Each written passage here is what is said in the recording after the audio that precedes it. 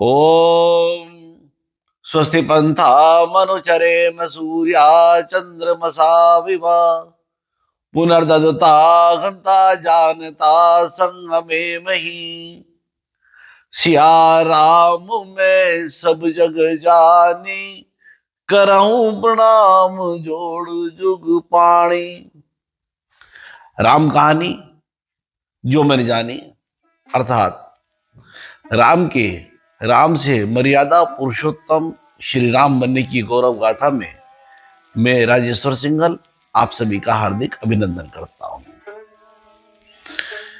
आजकल हम महारानी कैकेयी के द्वारा मांगे गए दो वर उनकी विवेचना, व्याख्या और समीक्षा कर रहे थे। मूल प्रश्न ये था कि क्या महारानी कैकेयी के दो वर निहित स्वार्थ से प्रेरित थे, और दूसरा प्रश्न यह था कि क्या श्री राम ने इन पर भली भांति विचार कर उसकी हाँ भरी थी। पिछले अंक में हमने इस बात को सिद्ध करने का प्रयास किया था कि श्री राम ने इसके गुण दोषों पर अच्छी प्रकार चिंतन करके यह निश्चित कर लिया था। पिछले अंकों में हमने यह भी निश्चय करा था कि केवल और केवल विशुद्ध पितृभक्ति ही नहीं थी। इसी क्रम में आगे बढ़ते हुए हम ये आज निश्चय करेंगे कि क्या श्री राम का ये वनगमन जाने का निर्णय पितृभक्ति है मुख्य रूप से, या जन कल्याण, राष्ट्र कल्याण की भावना से प्रेरित है। इस विषय में कि क्या अगर धर्म विरुद्ध बात श्री राम को लगती या स्वार्थ से भरी भी ये कैकेयी का प्रयास होता, तो क्या श्री राम का आचरण ऐसा ही रहता, क्या उनका चिंतन ऐसा ही रहता, क्या वो इसी प्रकार से व्यवहार करते कि सबको रोता बिरखता विलाप करते हुए छोड़कर वन में चले जाते। इस अनुक्रम में आज हम इस विषय को गंभीरता से सोचने के लिए ब्राह्मण शिरोमणि जाबाली, जो महाराज दशरथ की याजक है, अर्थात उनके अमात्य मंत्री, उनके सलाहकार, उनके पुरोहित जाबाली से श्री राम की क्या वार्तालाप होती है। हमने ये भी पिछले अंकों में आपको बताया था कि ये जो दोनों वर महारानी कैकेयी ने मांगे थे, ये महाराज दशरथ पर बाध्यकारी थे, श्री राम पर ये बाध्यकारी नहीं थे। अर्थात श्री राम को इस बात का पूरा पूरा अधिकार था कि इन वरों को स्वतंत्रता थी कि इन वरों को पूरा करें अथवा न करें। उनके ऊपर कोई दोष या आरोप आने वाला नहीं था। यहाँ यह भी ध्यान रखना पड़ेगा कि महाराज दशरथ की अदम्य इच्छा है कि श्री राम वन में न जाए, लेकिन श्री राम वन गमन का निर्णय कर लेते हैं। अब हम इन दो बातों में देखेंगे कि क्या वन गमन के निर्णय के पीछे उनकी केवल विशुद्ध पितृभक्ति ही है, या इस कथानक में या इस घटनाक्रम में पितृभक्ति का केवल आवरण ओढ़ा गया है, उसके पीछे राष्ट्र का कर्तव्य पालन ही निहित है। पितृभक्ति का केवल उसके ऊपर एक पर्दा डाल दिया गया है ताकि लोगों को प्रत्यक्ष पितृभक्ति दिखाई दे, अप्रत्यक्ष रूप से ये राष्ट्र कल्याण की भावना से प्रेरित है। इसीलिए श्री राम बार बार महाराज दशरथ से वनगमन जाते हुए कहते हैं कि मेरी केवल और केवल एक ही इच्छा है कि आप धर्म का पालन करें, आप सत्य का पालन करें, आप न्याय का पालन करें, और मेरी कोई इच्छा नहीं, श्री राम कहते हैं। यहां एक प्रश्न ये भी आता है कि महाराज दशरथ कौन से धर्म से कौन से न्याय के, कौन से सत्य के मार्ग से विमुख हो रहे थे, जिसका बार बार संकेत श्री राम महाराज दशरथ को कह रहे हैं। राजा के कर्तव्य जब हम देखते हैं, जब हम चिंतन करते हैं, तो उससे ही हमें संकेत मिलेगा कि राजा के कर्तव्य क्या महाराज दशरथ कर रहे थे या नहीं कर रहे थे। लेकिन श्री राम जी के बार बार कहने से तो एक संकेत अवश्य मिलता है कि वो धर्म की अनुपालना में कुछ विपर्याय या पीछे हट रहे थे। एक राजा का कर्तव्य है कि वो सब प्रकार से अपने राज्य की शत्रुओं से, आक्रमणकारियों से, अतिवादियों से और जो भ्रष्ट आचरण करने वाले हैं उनके राज्य की जनता की सुरक्षा करे और अपने राज्य की सीमाओं की सुरक्षा करे। दूसरी बात, राजा का कर्तव्य है कि उसकी प्रजा न्याय का पालन करे। जैसा कि हमने अपने पिछले अंक में जो हमारा मुख्य मंत्र है कि स्वस्ति पंथा मनोचरे सूर्या चंद्रमसा विभ, उसकी व्याख्या करते हुए भी हमने कहा था कि ये रामायण बिल्कुल इस मंत्र का भाव है, अर्थ है। यहां सबसे पहले ये कहा कि स्वस्ति पंथाम अनुचरेम, यानी कि हम पंथ यानी रास्ता, हम रास्ते पर चले। रास्ते पर चलने का तात्पर्य यही है कि हम न्याय और व्यवस्था, कानून के मार्ग पर चले। राजा का भी कर्तव्य है कि अपनी प्रजा को न्याय और कानून के रास्ते पर चलाए।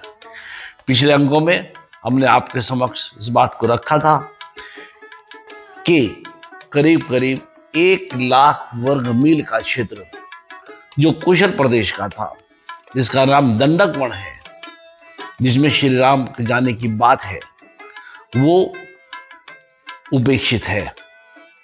वहां पर महाराज दशरथ का नियंत्रण नहीं है। राक्षसों से वहां की प्रजा बराबर पीड़ित रहती है। जबकि विश्वामित्र जी जब लेकर के गए हैं श्री राम को, तो राक्षसों का आतंक अयोध्या के द्वार तक पहुंच गया था, जिनका नाश, उन राक्षसों का सुबाहु और ताड़का आदि का नाश श्री राम ने किया। वो इसी की तरफ संकेत दे रहे हैं कि राजा को अपने राज्य की रक्षा करनी चाहिए। तो जो कर्तव्य महाराज दशरथ का था, आज उसी कर्तव्य का पालन करने के लिए श्री राम वन में जा रहे हैं। अब इस बात की व्याख्या विवेचना करने के लिए कि श्री राम केवल पितृभक्ति के लिए नहीं जा रहे हैं, मुख्य उद्देश्य पितृभक्ति नहीं है, मुख्य उद्देश्य कर्तव्य पालन है। और कर्तव्य, श्री राम के कर्तव्य पालन में जो कोई भी आड़े आता है, उसके प्रति राम अत्यधिक कठोर हो जाते हैं। जिस कठोरता की बात मैं करने जा रहा हूं, उस कठोरता से आपको यह पता चलेगा कि अगर महारानी कैकेयी का आचरण स्वार्थ से भरा हुआ होता, तो राम ने जो निर्णय लिया वो निर्णय नहीं होता। इस बात से आप मेरी निश्चित रूप से सहमत होंगे। चलिए मैं आपको चित्रकूट ले चलता हूं, जहां भरत जी श्री राम से निवेदन कर रहे हैं कि आप वापस अयोध्या चले और राज्य संभाल लें। वो बार बार निरंतर प्रयास कर रहे हैं कि श्री राम अयोध्या वापस आ जाए और राज्य संभाले। और श्री राम ने निश्चय कर लिया है कि वो वन गमन अवश्य करेंगे।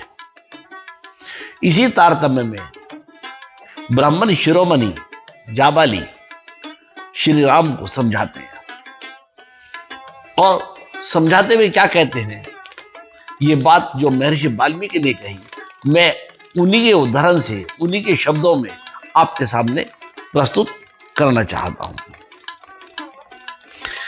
पर इस बात को सुनने से पहले एक बात और समझने की है, ध्यान में रखने की है कि श्री राम की आयु वनगमन के समय 27 वर्ष की थी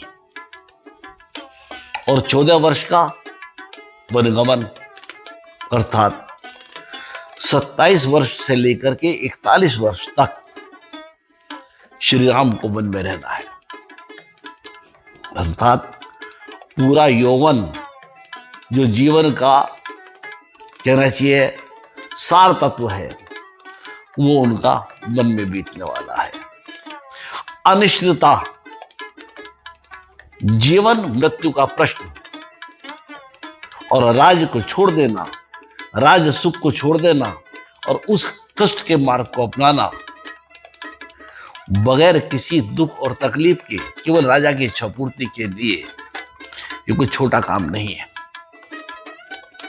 जो श्री राम केवल अपने पिता की प्रसन्नता के लिए, जैसा कहते हैं, वन में जाने का निश्चय कर लेते हैं, वही राम कर्तव्य पालन में कहां तक कठोर होते हैं, इस बात को जाबाली के प्रसंग से हम आपके समक्ष रखना चाहते हैं। जब श्री राम से ब्राह्मण शिरोमणि जाबाली मिले तो उन्होंने कहा कि रघुनंदन, आपने ठीक कहा, अर्थात जो वन में जाने की बात थी उस विषय में कह रहे हैं, परंतु आप श्रेष्ठ बुद्धि वाले और तपस्वी हैं, अतः आपको गंवार मनुष्य की तरह ऐसा निरर्थक विचार मन में नहीं लाना चाहिए।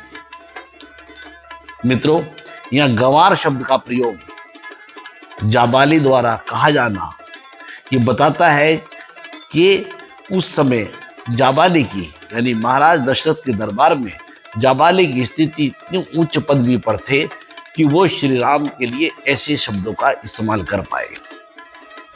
ये संकेत देता है कि जाबाली बहुत ही ऊंचे पद पर प्रतिष्ठित थे और महाराज दशरथ के बहुत नजदीकी भी थे।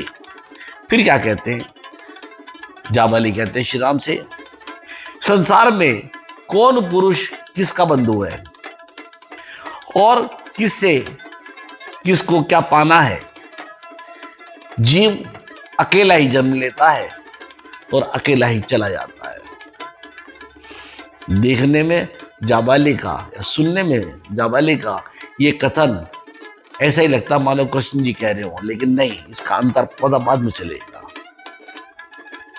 फिर कहते हैं, अतः श्री राम, जो मनुष्य माता या पिता को समझकर किसी के प्रति आसक्त होता है उसे पागल के समान समझना चाहिए, क्योंकि यहां कोई किसी का कुछ नहीं है। इस जन्म में माता पिता है, अगले जन्म में कौन किसका माता पिता होगा, उसका क्या संबंध होगा, कुछ नहीं है। इसलिए कहते हैं कि राजा को जहां जाना था वो चले गए। यह प्राणियों के लिए स्वाभाविक स्थिति है। आप तो व्यर्थ ही इस कष्ट को अपने ऊपर ओढ़े जा रहे हैं। इसलिए हे रघुनंदन, अब मन में जाने का विचार छोड़ दीजिए और अयोध्या वापस चलिए। इस प्रकार नाना तरीके से जाबाली श्री राम को समझाते हैं और क्या कहते हैं कि अतः महात्मा ने, आप अपने मन में यह निश्चय कीजिए कि इस लोक के अलावा कोई दूसरा लोक नहीं है। जो प्रत्यक्ष राज लाभ है उसका आश्रय लीजिए और परोक्ष, यानी जो आप सोचते हो कि बाद में स्वर्ग मिलेगा, उसे पीछे छोड़ दीजिए। पूरी अयोध्या आपकी प्रतीक्षा कर रही है, कहीं आपके प्रति कोई वैमनस्य विरोध नहीं है। इसलिए इस कष्ट का मार्ग छोड़कर सुख का मार्ग अपनाइए और अयोध्या वापस करके राज ग्रहण कीजिए। इस प्रकार नाना तरह के, मैंने सूक्ष्म में आपको बताया, नाना तरह के वचनों के द्वारा जाबाली श्री राम को यह समझाने का प्रयास करते हैं कि हे राम, तुम्हारे लिए अभी यही श्रेष्ठकर है कि अयोध्या लौटो और सुख से राज करो, इस काम को छोड़ दो। लेकिन श्री राम तो राम है। श्री राम ब्राह्मण शिरोमणि जाबाली को उत्तर देते हैं। बहुत सारे अपने वो तर्क उनके सामने रखते हैं, बहुत सारी बातें समझाते हैं, वेद की और परंपरा की बात उनको बताते हैं। उस बात की चर्चा हम बाद में करेंगे, क्योंकि ये प्रसंग नहीं तो यह लंबा हो जाएगा। हम इसके मूल बात जो आज हमें कहनी है कि श्री राम कहाँ तक जा सकते हैं, उस बात की हम करते हैं। तो श्री राम कहते हैं कि दान, यज्ञ, होम, तपस्या और वेद, ज्ञान, यज्ञ, होम, तपस्या और वेद, इन सब का आधार सत्य है। इसीलिए सबको सत्य परायण होना चाहिए, जाबाली से कहते हैं। फिर कहते हैं कि एक मनुष्य जो सत्य का पालन करता है और इस प्रकार जगत का पालन करता है, और दूसरी तरफ एक मनुष्य जो परिवार का पालन करता है, तो जो परिवार का पालन करता है वो नरक में जाता है, और जो जगत का पालन करता है वो स्वर्ग में जाता है। वो बताते हैं कि अगर मैं राज में लौट गया तो मैं एक परिवार का पालन करूंगा, और अगर मैं वन में गया तो मैं जगत का पालन करूंगा। इसलिए कहते हैं कि मुझे जगत की ही पालना करनी है, परिवार की पालना मुझको अभीष्ट नहीं है। फिर कहते हैं कि पहले सत्य पालन की प्रतिज्ञा करके अब लोभ, मोह अथवा अज्ञान से विवेक शून्य होकर मैं पिता के सत्य की मर्यादा भंग नहीं करूंगा। इस प्रकार श्री राम अपना निश्चय उनको बता देते हैं। लेकिन यही पर्याप्त नहीं है। जो बात श्री राम कहना चाहते हैं, जो श्री राम ने कही है, वो उसके आगे है। उसके बाद श्री राम, मैं फिर आपका ध्यान आकर्षित करना चाहता हूं कि ऐसा व्यक्ति जो अपने सारे यौवन को, जो अपने सारे सुख को, जो अपने राज्य को त्याग दे, यही नहीं, उस कष्टों के अंदर अपनी पत्नी को भी, अपने भाई को भी भागी बना लेवे, और उसके चेहरे पर एक भी शिकन नहीं आए, जरा भी कष्ट नहीं हो, सहज भाव से उसको स्वीकार कर ले। ऐसे पिता की आज्ञा पालन करने वाला पुत्र जाबाली के इन वचन को सुनकर क्या कहता है? वे कहते हैं कि हे ब्राह्मण शिरोमणि, आपकी बुद्धि विषम मार्ग में स्थित है। शब्दों पर ध्यान दीजिए। वो कहते हैं आपकी बुद्धि विषम मार्ग में स्थित है। ये बात जाबाली के लिए कह रहे हैं। आपने वेद विरुद्ध मार्ग का आश्रय ले रखा है।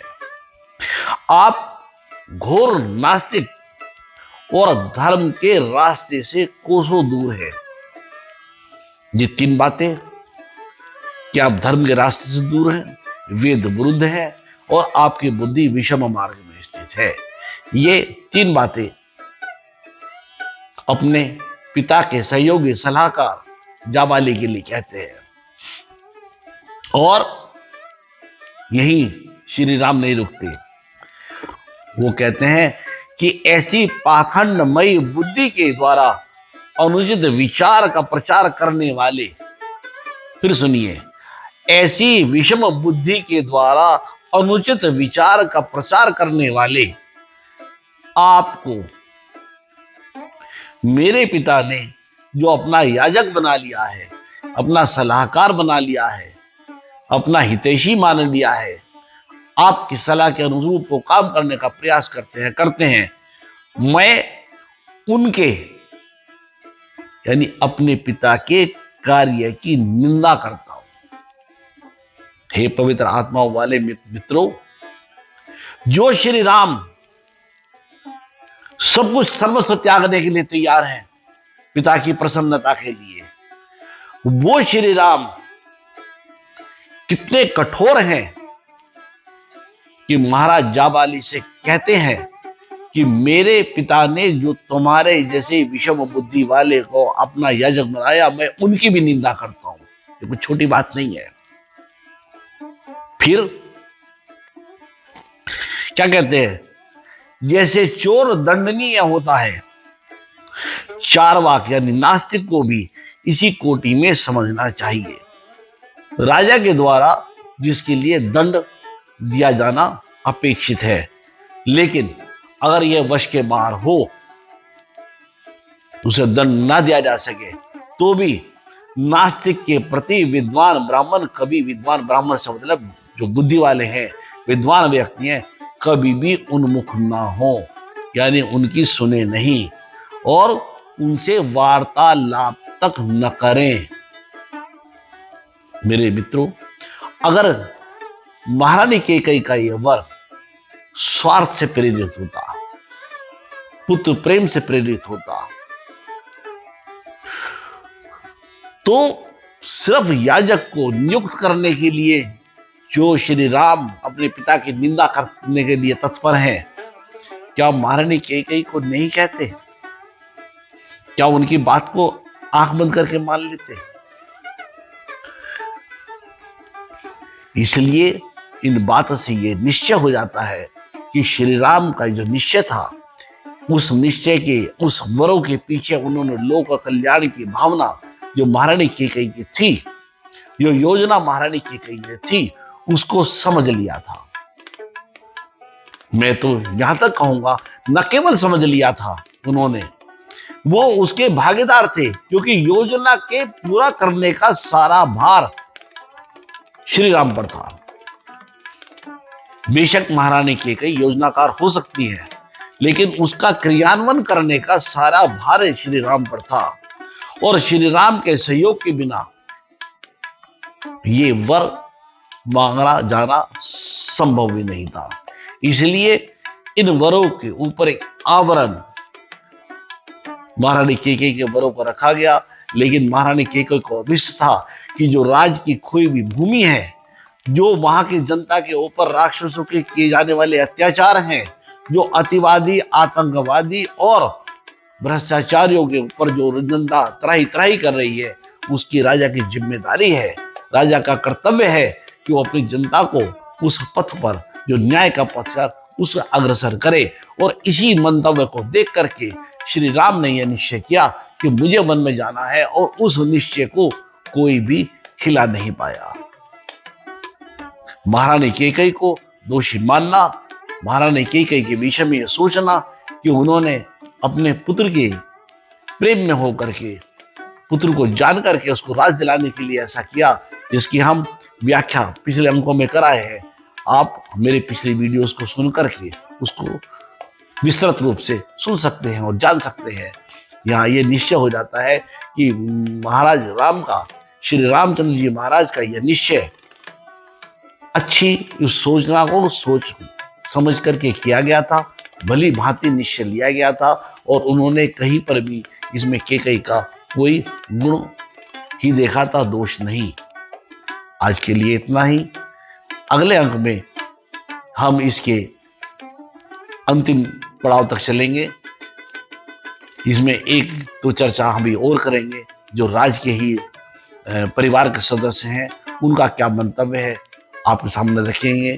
अगर आपको मेरी वीडियो अच्छी लगती है, इसमें नई जानकारी मिलती है, तो आपसे अनुरोध है अधिक से अधिक शेयर करें, सब्सक्राइब करें और लाइक दें। आपकी कोई भी कमेंट है, आपकी कोई भी टिप्पणी है, आपका कोई भी प्रश्न है, अवश्य लिख के मुझे प्रसन्नता होगी। आज के लिए इतना ही। जय श्री राम।